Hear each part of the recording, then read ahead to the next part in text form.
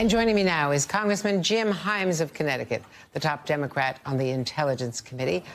Congressman, in a statement you said that Wray's resignation risks normalizing any president's desire to fire FBI directors at will. They're supposed to have 10-year terms. Wouldn't Trump have the right, though, to fire the FBI director once he's in office?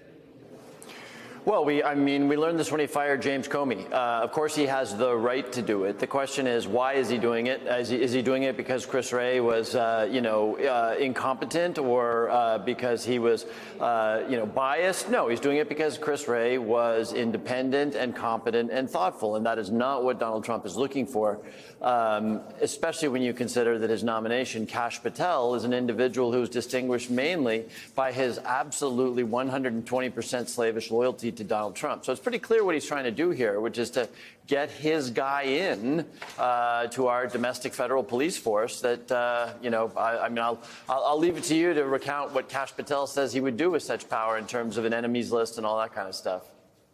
Kash Patel has made it clear he wants to gut the FBI, use its agents to attack Trump's rivals, even the media. Should we take him seriously, even though now he's trying to soften some of that rhetoric to get confirmed, I guess? Yeah, well, one thing you must take seriously, which is that the FBI, like any other organization, is made up of senior people, many of whom are kind of hanging on or love their work, but they could retire, and they may very well do that. So the brain drain you could see from an institution, because somebody who is obviously unqualified and obviously inconsistent with the Bureau's values is going to impose a huge brain drain on the FBI. And this is true at other organizations where Trump has nominated unqualified people. That's a big deal, right? I mean, the FBI is the entity, and Kash Patel's belief notwithstanding that it's a corrupt organization, it's a superbly competent organization. Have they made mistakes? Of course they've made mistakes, like any other group of human beings have done, but they keep us safe from terrorist attacks. They keep us safe from violence and crime. And so when you start screwing around with an agency that is about keeping America safe, you're really playing with fire. Now, Tulsi Gabbard for DNI, she's alarmed former national security and intelligence officials.